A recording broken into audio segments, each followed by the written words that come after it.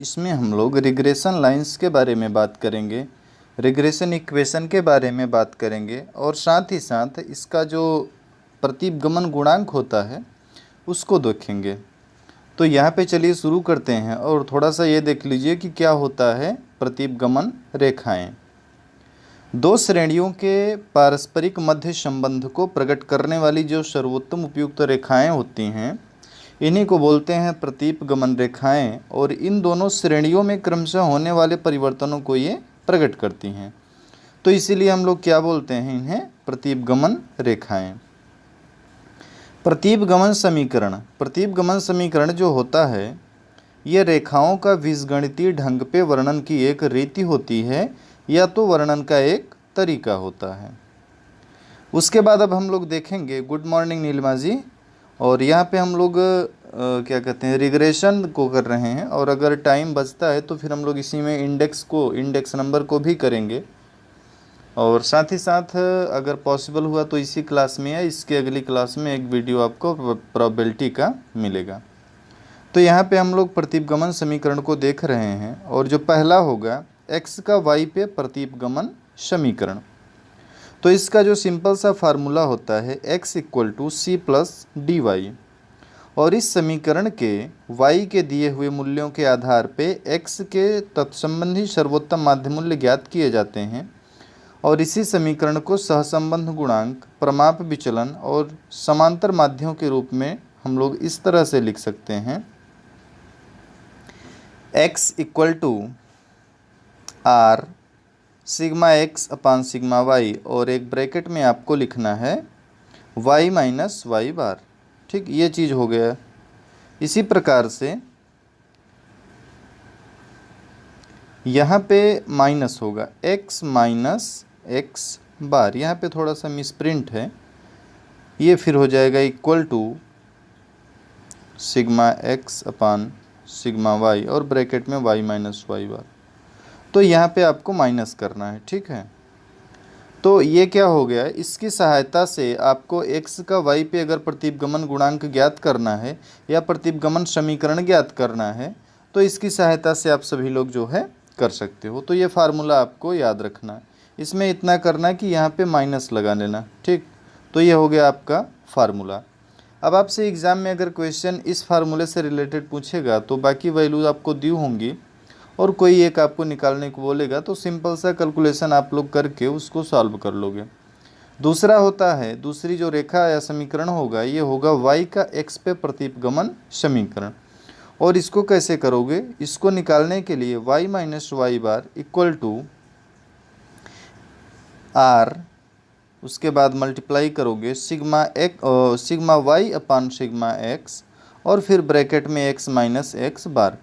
तो ये इसका फार्मूला हो गया। y पे x का अगर प्रतिगमन समीकरण आपको निकालना तो इसकी सहायता से आप जो है निकाल सकते हो।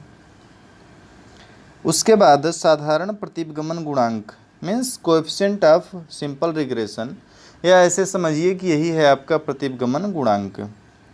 प्रतिगमन गुणांक बताता क्या है, प्रतिगमन गुणांक ये बताता है कि एक चर में एक इकाई का परिवर्तन होने पर दूसरे चर में औसत रूप से कितना परिवर्तन होगा। क्या बताता है प्रतिगमन गुणांक, एक चर में एक इकाई का परिवर्तन होने पर दूसरे चर में औसत रूप से कितना परिवर्तन होगा।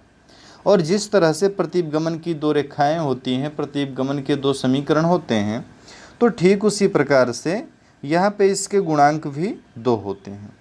तो पहला कौन सा गुणांक होगा, पहला होगा x का y पे प्रतिगमन गुणांक। इससे हम लोग प्रदर्शित करेंगे bxy और ये ऐसा टॉपिक है जहाँ से आपके एग्ज़ाम में कई बार क्वेश्चन पूछ चुका। सिंपल सा कैलकुलेशन करना होता है अगर आपको फार्मूला पता रहे तो अगर आपको x का प्रतिगमन गुणांक निकालना है तो इसका फार्मूला क्या हुआ आपका, bxy = r सिग्मा x अपान सिग्मा y। ये आपको फार्मूला कब काम में आएगा, जब आपको x का y पे प्रतिगमन गुणांक निकालना है। ठीक है, मीन्स यहाँ पे आपको bxy ज्ञात करना है और ये गुणांक की इस बात को बताता है कि y चर में एक इकाई का परिवर्तन होने पर x चर में कितना परिवर्तन होगा। और इसको हम लोग कैसे ज्ञात करेंगे, इस फार्मूले की सहायता से ज्ञात करेंगे। यहाँ पे जो वी एक्स वाई है ये बता रहा है एक्स का वाई पे प्रतिगमन गुणांक को। सिग्मा एक्स क्या बता रहा, एक्स चर का प्रमाप विचलन। जब आपने कोरिलेशन पढ़ा था, कोरिलेशन की अभी लेटेस्ट में एक वीडियो आपको अवेलेबल करवाई गई थी, तो वहाँ पे हम लोगों ने जब कार्ल पियर्सन का सहसंबंध गुणांक पढ़ा था, तो ये तो हो गया कार्ल पियर्सन का सहसंबंध गुणांक। उसके बाद आपको जो है एक्स का प्रमाप विचलन कैसे ज्ञात करना है और इसी प्रकार से वाई का प्रमाप विचलन कैसे ज्ञात करना, तो सारी चीज़ें वहाँ पे समझाई गई थी। तो अगर अभी तक आपने वो वीडियो नहीं देखा है तो आप उसे देख लेंगे, तो किसी भी प्रकार का यहाँ पे कन्फ्यूज़न अगर आपका होगा तो फिर आपको चीज़ें जो है आसान हो जाएंगी। बी एक्स वाई का माप जो है ये एक्स की वाई पे प्रतिगमन की रेखा के ढाल को भी व्यक्त करता है। तो ये आपने देखा एक्स का वाई पे। अब देखेंगे वाई का एक्स पे प्रतिगमन गुणांक, वाई का एक्स पे प्रतिगमन गुणांक इसे कैसे प्रदर्शित करेंगे, इसे प्रदर्शित करेंगे बी वाई एक्स के द्वारा। बी वाई एक्स के द्वारा इसे प्रदर्शित किया जाएगा और ये गुणांक बतलाता है कि एक्स चर में एक इकाई का परिवर्तन होने पर वाई में कितना परिवर्तन होगा। क्या बताया रहा है कि अगर एक्स की चर में या एक्स चर में एक इकाई का परिवर्तन हो रहा तो उसके परिणामस्वरूप वाई में कितना परिवर्तन होगा। और बी वाई एक्स का माप जो है यह वाई की एक्स पे प्रतिगमन रेखा के ढाल को भी व्यक्त करता है। और इसको निकालने का फार्मूला क्या हुआ आपका, b y x equal to r sigma y upon sigma x,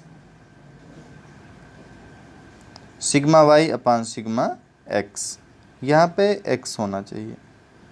ठीक है, तो इस फार्मूले की सहायता से आप जो है वाई का एक्स पे प्रतिगमन गुणांक ज्ञात कर सकते हो। अब एक दो क्वेश्चन हम लोग देख लेते हैं। फॉर एग्जांपल, अब मान लीजिए आपको आर की वैल्यू दे रखा, सिग्मा एक्स दे रखा, सिग्मा वाई दे रखा, आपसे पूछ रहा एक्स का वाई पे प्रतिगमन गुणांक बता दो भाई। तो एक्स का वाई पे निकालना है तो फार्मूला आपका क्या हुआ, b x y equal to r sigma x upon sigma y. सारे के सारे वैल्यू आपने यहाँ पे रखना, 0.6 इंटू 16 है आपका सिग्मा एक्स और 48 है आपका सिग्मा वाई। तो इसका सिंपल सा मल्टीप्लिकेशन कर दो, फिर सारी चीज़ें जो है आपकी आसान हो जाएंगी और जो आपका आंसर निकल के आएगा वो 0.2 निकल के आएगा।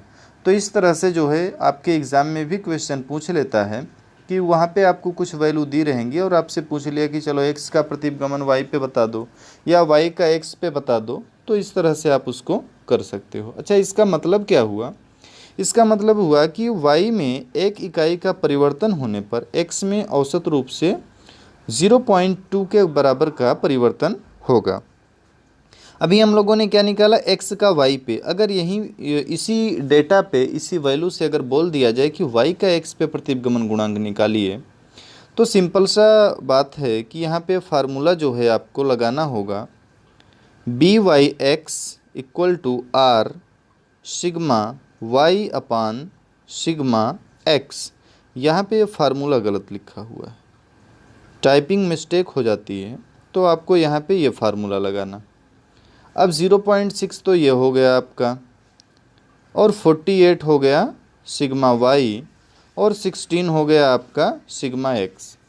तो इसको जब आप सॉल्व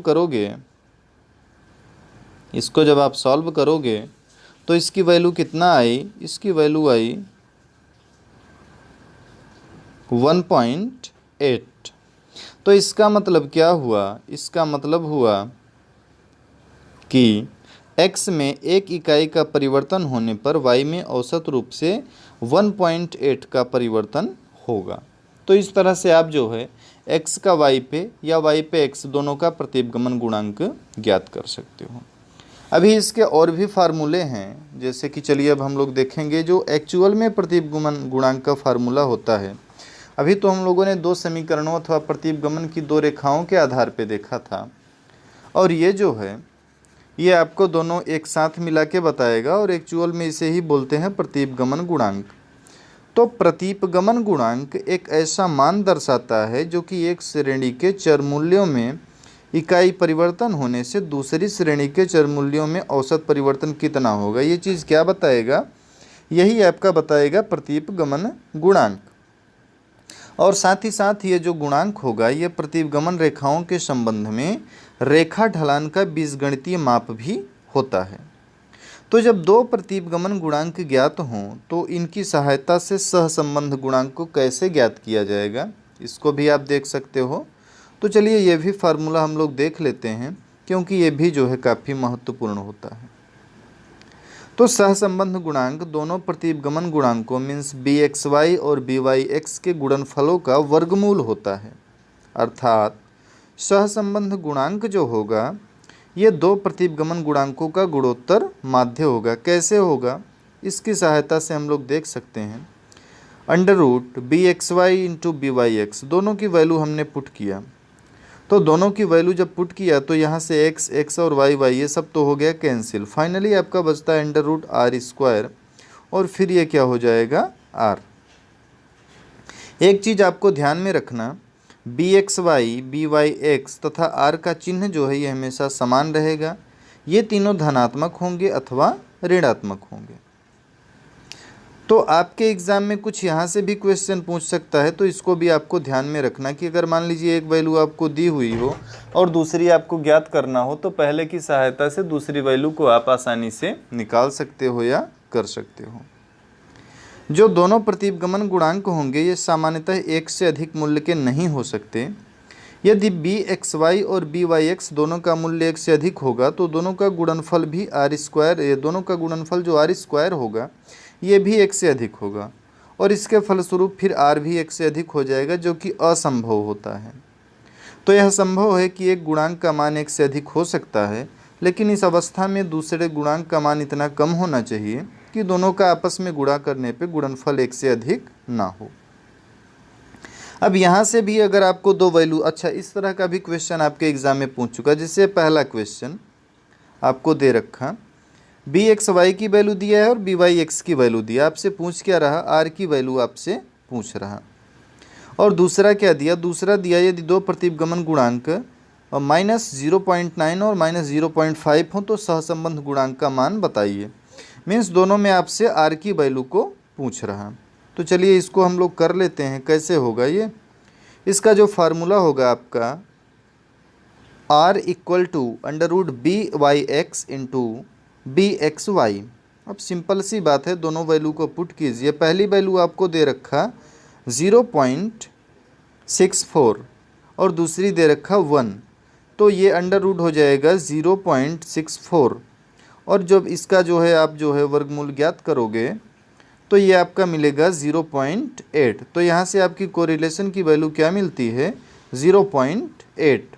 दूसरा क्वेश्चन था और यहाँ पे दो दिए हुए थे आपको, byx दिया था माइनस में 0.9 और bxy दिया था माइनस में 0.5।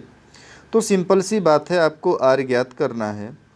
तो byx इंटू bxy यही काम कर दीजिए, दोनों वैल्यू को पुट कीजिए। दोनों वैल्यू को पुट करेंगे तो इसका जो है फाइनली आपको इसकी वैल्यू मिलेगी, नेगेटिव ही मिलेगी, और ये हो जाएगी -0.671 के आसपास। तो इस तरह के क्वेश्चन भी आप सभी जो है कर सकते हो।